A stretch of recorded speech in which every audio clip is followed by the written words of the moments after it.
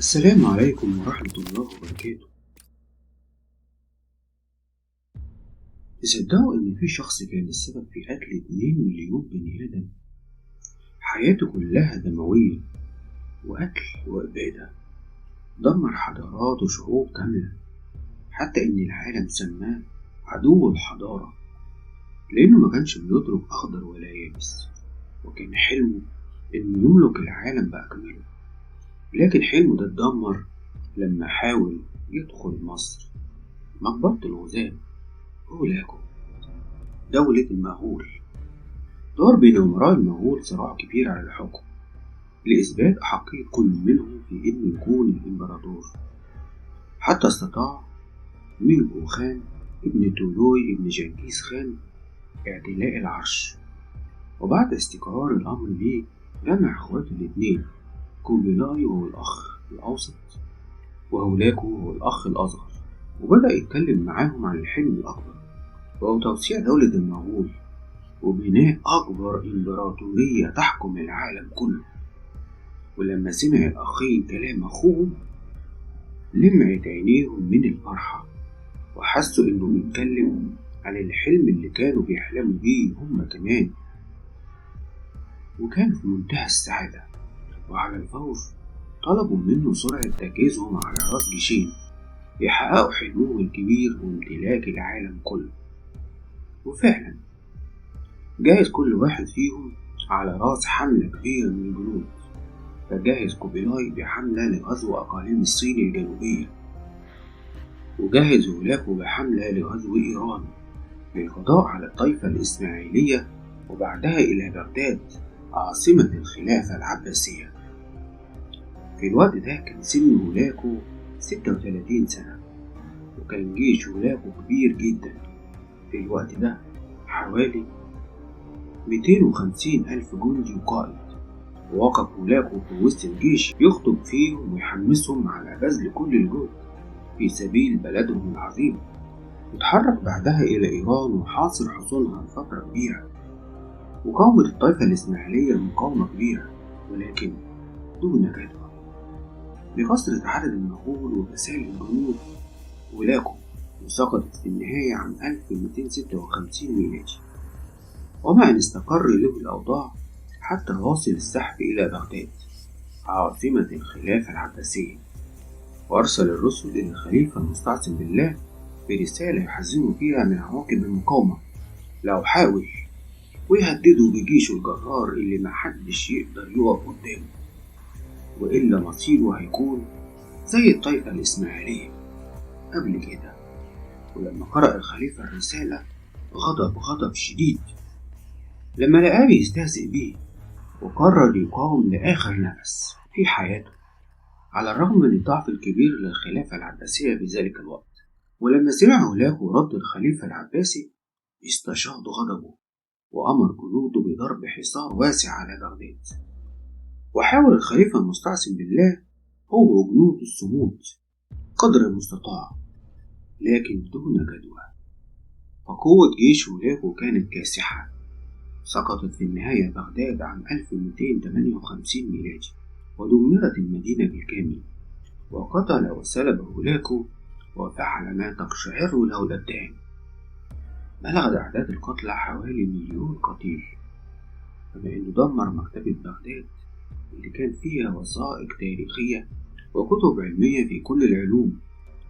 وقيل إن مياه نهر دجلة أصبحت سوداء نتيجة لحبر الكتب والمخطوطات الثمينة الموجودة به. كما دمر المساجد والقصور والمستشفيات بعد نهبها جميعا اللي استغرق بناءها العديد من السنوات. كما أثر الخليفة وقام بلفه في سجادة وداسوا عليه بالخيول حتى مات. ومن كثرة الجثث اضطر هولاكو بأنه يخرج جيشه بعيد عن المدينة من الرائحة الكريهة. نتيجة من كثرة الجثث ظلت بغداد بعدها بفترة طويلة خالية من السكان، واهتز حينها العالم الإسلامي كله لسقوط عاصمة الخلافة العباسية اللي استمرت لأكثر من 5 قرون، ودب الرعب والحزن الشديد في سائر البلاد من جيش هولاكو الذي لا يهزم. وبعدها في عام 1259 ميلادي أكمل هولاكو استعداده لتكملة حلم الوجود بالوصول إلى الشام وبعدها إلى مصر، فقام بالاستيلاء على مياه فارقين ونصيبين وحاران ورها والبيرة، ثم بعدها تقدم إلى حلب وحاصرها ونصب المنجنيق حول المدينة وظل يقذفها، واستمر حصار حلب حتى عام 1260 حتى سقطت فيته. ثم وصل التقدم إلى حمص والمعرة، وأصبح الطريق مفتوح ليصل إلى دمشق بكل سهولة. وكان حاكم دمشق في ذلك الوقت هو الملك الناصر يوسف الأيوبي. لما عرف بقدوم المغول دب في نفسه الخوف الشديد وفر هاربا هو وجنوده، تارك المدينة بدون جيش. ولما عرف أهالي مدينة دمشق بذلك ما كانش أمامهم سوى الاستسلام بدون مقاومة، فذهب عدد من الأعيان إلى هولاكو ليقدموا له الهدايا ويطلبوا منه الأمان. وهكذا ظلت انتصارات هولاكو تتوالى حتى ظن الجميع أنه لا يوجد على وجه الأرض جيش يستطيع هزيمته. وفي التوقيت دوت توفى الأخ الأكبر من كوخان، فرجع هولاكو إلى قومه بمساندة أخوه الأوسط كوميلاي حتى يكون الإمبراطور مكان أخيه، وأمر القائد كتبوغا أن يكمل الغد بدلا عنه. وكانت الرسالة التالية من المغول إلى قطز، وكالعادة الوعيد والتهديد إن لم يستسلم، وأنه لا جدوى من المقاومة لأنهم أصحاب الجيش الجرار الذي لم يستطع أحد هزيمته أبدا.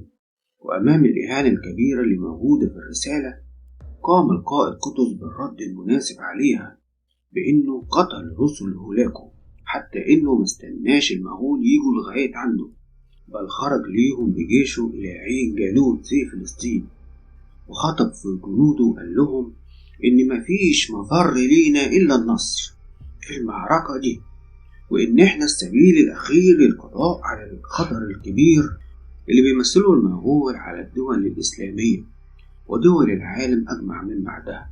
واتحد القادة والأمراء مع الجنود تحت قيادة القائد الشجاع قطز، وصنعوا التاريخ واستطاعوا هزيمة المغول لأول مرة منذ خروجهم. واستمرت المعركة من الفجر حتى منتصف النهار تقريبا، وكتب الله لهم النصر المبين، وذلك في أغسطس عام 1260 ميلادي. وتم طرد المغول من بلاد الشام، وأصبحت بلاد الشام حتى نهر الفرات تحت حكم المماليك. وبعد هزيمة المغول جهز هولاكو جيش آخر ليسطر من هزيمته في ديسمبر من عام 1260، وأرسلوا إلى حلب فقتل ونهب الكثير من أهلها، إلا أنه حينما وصل إلى حمص سحق هذا الجيش مرة أخرى وهزم هزيمة شديدة، ولم يكرر هولاكو الهجوم مرة أخرى بعد هزيمته الثانية. وبعدها انقسمت دولة المغول إلى 3 أجزاء، استقل هولاكو بواحدة وسميت بخانية فارس. بعدها دخل في حروب كبيرة مع برقة خان صاحب القبيلة الذهبية، وهم مغول جنوب شرق آسيا. وكان هولاكو يعتبر نفسه نصير وحامل المسيحية، أما برقة خان كان قد أسلم وأصبح نصيرا للمسلمين. وهذا الصراع بينه وبين برقة خان شغله عن أنه يعاود الهجوم مرة تانية على بلاد الشام. واستمرت الصراعات والحروب حتى مرض شديد بمرض الصرع في يناير سنة 1265 ميلادي، وكان عمره وقتها 48 سنة. وحاول الأطباء علاجه بكل الطرق لكنهم لم يستطيعوا علاجه، وكانت نهاية هولاكو عدو الحضارة. ويقال إن جنازته كانت الوحيدة اللي كان بها تضحيات بشرية تقربا له وحزنا عليه، وخلفوا ابنه أباقى خان. والسلام عليكم ورحمة الله وبركاته.